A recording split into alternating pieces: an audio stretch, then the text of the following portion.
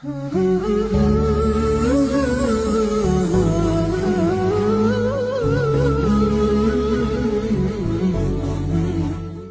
يسأل عن صيام أيام شوال، متى يبدأ بها المسلم؟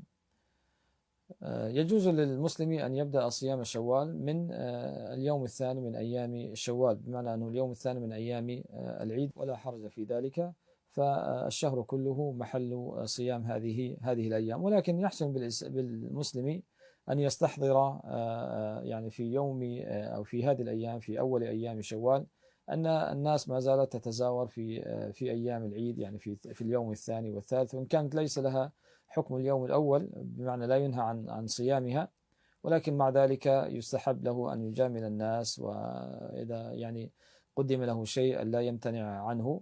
فلو أخر الصيام عن أيام العيد الثلاثة الأولى فلا حرج في ذلك، والله أعلم.